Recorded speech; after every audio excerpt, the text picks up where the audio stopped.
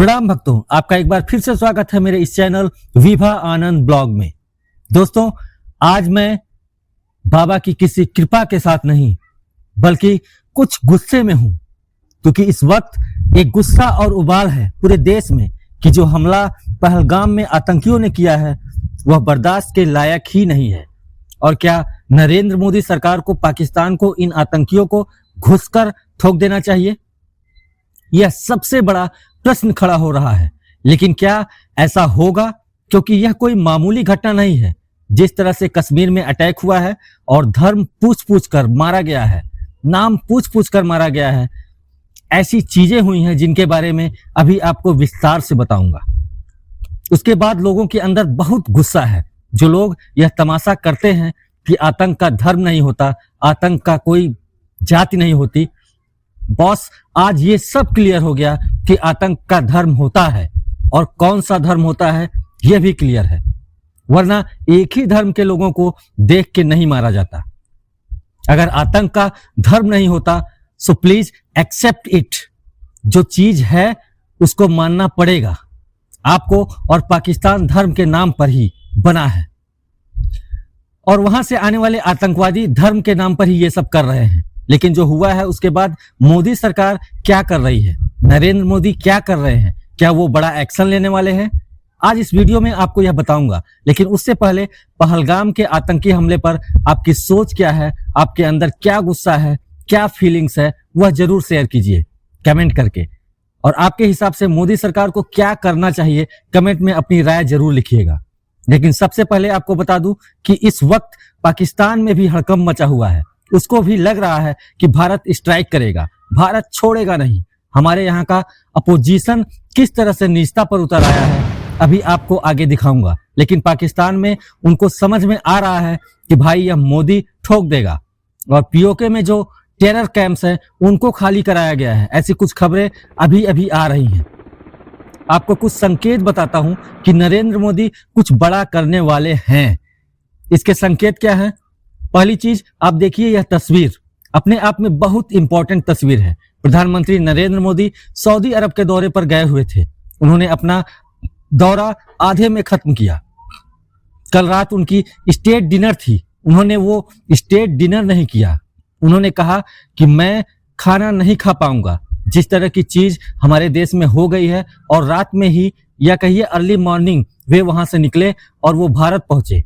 यह तस्वीर इसलिए इंपॉर्टेंट है क्योंकि भारत पहुंचने के बाद यह तस्वीर एयरपोर्ट की है। प्रधानमंत्री कार्यालय भी नहीं गए, सीधे उन्होंने एयरपोर्ट पर ही विदेश मंत्री एस जयशंकर और अजीत डोभाल के साथ मीटिंग की। आप देख सकते हैं तस्वीर में कि ये उन लोगों के साथ बैठे हुए नजर आ रहे हैं।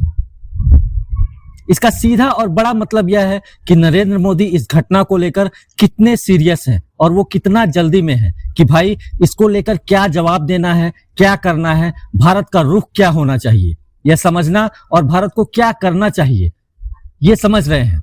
इसलिए अपनी कोर टीम के साथ बैठक उन्होंने एयरपोर्ट पर ही कर दी।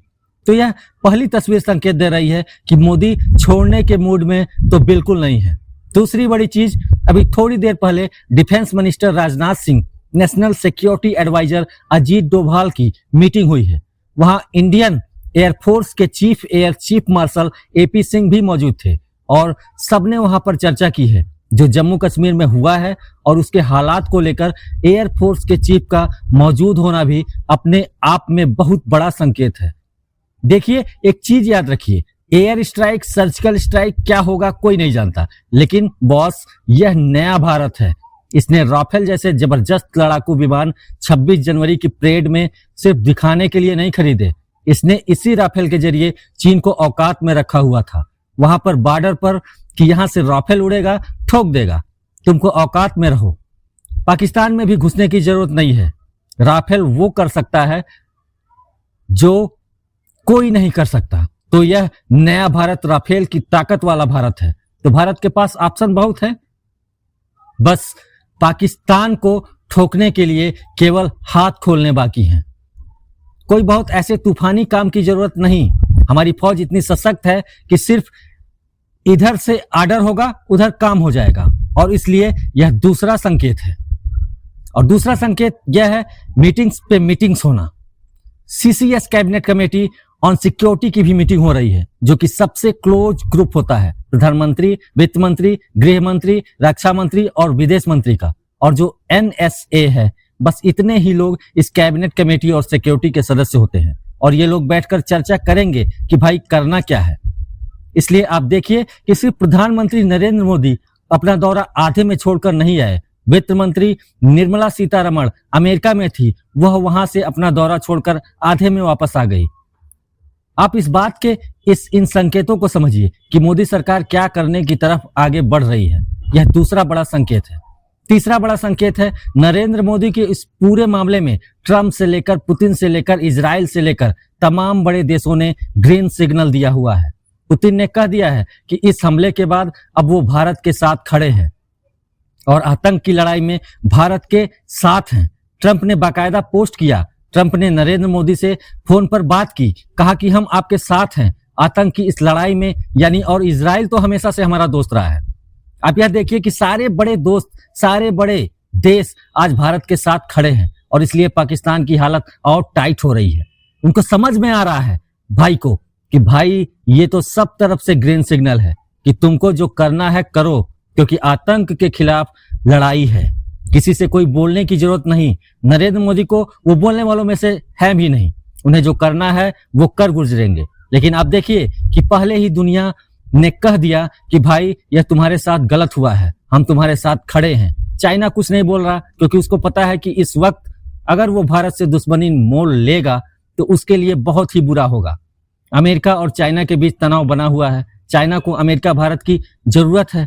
ऐसे में चाइना भी कुछ नहीं करने वाला है। पाकिस्तान के लिए मान के चलिए, पाकिस्तान की हालत ऐसी है कि उसके आगे पीछे जो दो चार थे वो भी अब हट चुके हैं और उसको घेर के जो हैं वो भारत ठोक देगा। ऐसी हालत है। तो यह तीसरा बड़ा संकेत है। और तीसरा बड़ा संकेत है कि भारत कुछ कर सकता है, क्योंकि वर्ल्ड कम्युनिटी कहीं बीच में नहीं आने वाली है कि रुको रुको थोड़ा रुको यार, चौथी बड़ी चीज आपको बताऊं। अब आपको मैं अगली जो बात बताने वाला हूं, आज कश्मीर में कम से कम जो वहां के अखबार थे वो काले पन्ने पर छपे हैं और वहां पर यह बताया गया है कि भाई हम जो हैं इस आतंकी हमले की मजम्मत करते हैं, इसका विरोध करते हैं। जम्मू में जबरदस्त विरोध हुआ है, उसकी कुछ तस्वीरें दिखाता हूं और फिर संकेत नंबर 5 वो आपको दिखाता हूं। पहले देखिए जम्मू कश्मीर में जम्मू में हुआ क्या। आज मुर्दाबाद के नारे लगे। आपको अभी अभी तस्वीर दिखाता हूं, जम्मू की तस्वीरें। मुर्दाबाद मुर्दाबाद, वहां पर लोगों ने जबरदस्त विरोध प्रदर्शन किया है, नारेबाजी की है और आतंक के खिलाफ जो है वो लोग खड़े हो रहे हैं। सबसे बड़ी बात, देश भर में जो हिंदू हैं उनको भी यह फील हो रहा है कि बॉस हमारा क्या गुनाह है। कभी कोई मुर्शिदाबाद से धिया के निकाल दे रहा है, इसी कश्मीर से लाखों कश्मीरी पंडित भगा दिए गए और अब इसी कश्मीर में आतंकी घुस के नाम पूछ पूछ कर मार रहे हैं, ठोक रहे हैं कि भाई यह क्या हो गया, क्या नहीं हो गया। और आप देखिए सिर्फ नाम ही नहीं पूछा है, उनको नंगा करके चेक किया गया है बाकायदे कि हाँ तुम हिंदू हो कि नहीं हो। उसके बाद गोली मारी गई है। 2 महीने 10 दिन पहले एक लड़की जिसकी शादी हुई थी, कानपुर का शुभम, इसका वीडियो आप देख लीजिएगा, विभत्स है जिस तरह से इसको मारा गया है। 2 महीने पहले शादी हुई, कलमा पढ़ो नहीं तो मार देंगे, ये खबर आ रही है। वो कैसे कलमा पढ़ेगा, वो तो एक हिंदू था। तो आप हिंदुओं को निशाना बना रहे हैं। तो इन चीजों को लेकर के प्रधानमंत्री मोदी अब क्या सोच रहे हैं आगे आने वाले समय में आप जरूर देखेंगे। और मेरा तो ये मन है कि ना सर्जिकल स्ट्राइक ना एयर स्ट्राइक, जिस भी तरीके से हो, हमें पूछना भी नहीं है कि आप हिंदू हो कि मुसलमान हो, बस घुस के मार दो मोदी जी। तो भक्तों, मैं अब बहुत ही दूसरे तरीके से मेरा दिल इस वक्त काम कर रहा है, इसलिए मैं और अब बोलने के मूड में नहीं हूं।